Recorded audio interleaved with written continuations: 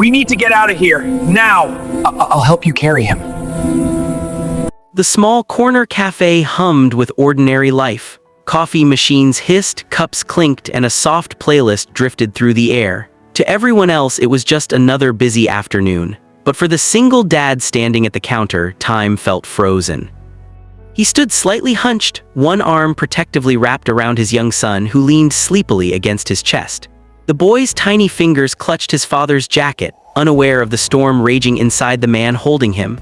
The father's eyes darted nervously across the room, lingering too long on the entrance, then quickly dropping to the floor. His hands moved, slow, deliberate shaking.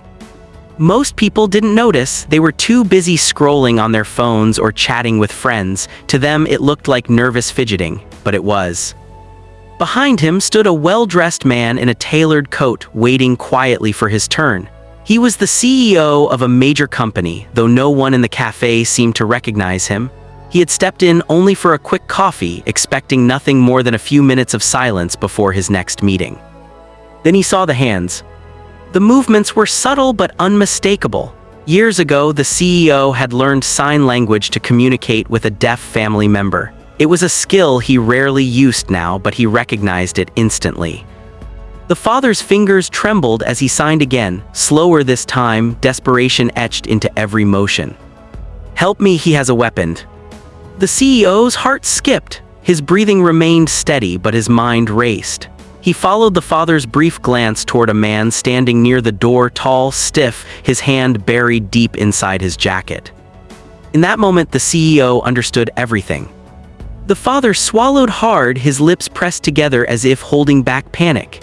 His hands hovered uncertainly, afraid to draw attention, afraid to stop. His child shifted in his arms, murmuring softly, and the father tightened his hold just a little more. The CEO's face had been relaxed, polite. Now his smile faded, but only slightly, not enough for anyone else to notice. Slowly, carefully, he raised his hands and signed back, his movements calm, controlled, reassuring. "I understand." The father's eyes filled with tears, not loud, not dramatic, but heavy with relief and fear mixed together. For the first time since walking into the cafe, he wasn't alone. Around them, the cafe buzzed on, blissfully unaware. But everything was about to change. The CEO didn't react the way most people would have. There was no sharp inhale, no sudden movement, no panic flashing across his face. Instead, he stayed exactly where he was, feet planted, posture relaxed, as if the world hadn't just shifted beneath him. His hands moved again, small, controlled motions, kept low near his waist so no one else would notice. He signed carefully, choosing each word with precision. "Who? Where?" The single dad answered without lifting his head. His fingers twitched toward the cafe entrance almost imperceptibly. His eyes flicked to the man near the door, then away just as quickly. The man hadn't moved since they arrived. He stood with his back half turned to the room, hands still buried deep inside his jacket, watching reflections in the glass rather than the people themselves. The CEO followed the glance without turning his head. Years of leadership had taught him how to observe without being obvious. He took in the man's rigid stance, the way his shoulders were tense, the unnatural stillness of someone waiting for the right moment. The father's breathing was shallow now. His son stirred in his arms, sensing the tension even if he didn't understand it. The father adjusted the child's scarf, pretending to be focused on something small and ordinary while his hands continued to sign. "I think he knows I noticed," the father signed, fear spilling into the movement.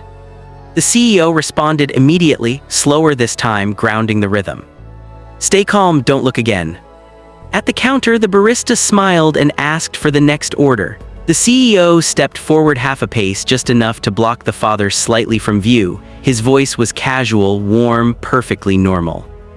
"Large black coffee," he said, "and a hot chocolate for the little one." The barista nodded, already turning to the machine. Steam burst into the air, loud and comforting. Around them, chairs scraped, someone laughed, a phone rang. Life continued, unaware of how close it was to breaking. As the CEO waited, his eyes scanned the room, not frantically but deliberately. He caught the reflection of a security camera in the corner of a mirror. He noticed the emergency exit sign above the side door. He memorized distances, angles, timing. When the barista turned away, the CEO subtly adjusted his stance and pressed a button inside his coat pocket. No sound, no signal anyone could hear, but somewhere beyond the cafe walls, a quiet alert was being sent. He signed one last message to the father, barely moving his fingers. "Help is coming." The father's shoulders sagged just a fraction, not relief yet but hope. The man by the door shifted his weight, and the room seemed to hold its breath. At first, no one noticed when security arrived. They didn't rush in or shout commands. They didn't wear uniforms that would draw attention. Two men entered casually, blending into the flow of customers as if they were just another pair stopping in for coffee. A third appeared near the side exit moments later, positioning himself without blocking the door. To the untrained eye, nothing had changed. But the CEO noticed, so did the man by the door. The air shifted, subtle but unmistakable. The man near the entrance straightened, his shoulders tightening. His gaze flicked from face to face, then settled on the CEO. Suspicion flashed across his expression. His hand pressed deeper into his jacket, fingers closing around something solid. The single dad felt it too. His arms instinctively wrapped tighter around his child, pulling the boy's head against his chest. The child whimpered softly, confused by the sudden stillness in the room. Time slowed. The man took one step forward. In one sharp motion, he reached inside his jacket. But before he could pull his hand out, a firm grip clamped onto his wrist. "Sir," a calm voice said, close and controlled, "don't move." Another guard was already at his side, twisting his arm just enough to stop the motion. A third stepped in behind him, blocking any chance of escape. The man froze, eyes wide, breath ragged, shock replacing whatever plan he had carried in. As his grip loosened, something slipped from inside the jacket. A knife hit the floor. The sound was sharp and unmistakable, metal against tile echoing through the cafe like a gunshot. Conversations died instantly, cups froze midair, someone gasped. Another person screamed softly before clapping a hand over their mouth. The guards moved fast now. One kicked the knife away. Another forced the man to his knees. Within seconds, his hands were restrained behind his back, his face pressed toward the floor. Only then did the cafe fully understand what had almost happened. The single dad's knees nearly gave out. He leaned against the counter, clutching his child so tightly his arms ached. Tears streamed down his face, not loud, not dramatic, but unstoppable.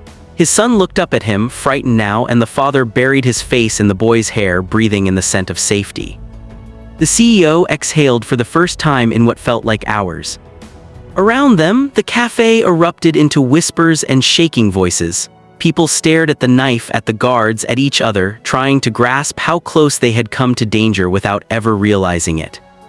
The father lifted his eyes and found the CEO's gaze. They didn't speak. They didn't need to. Everything had changed.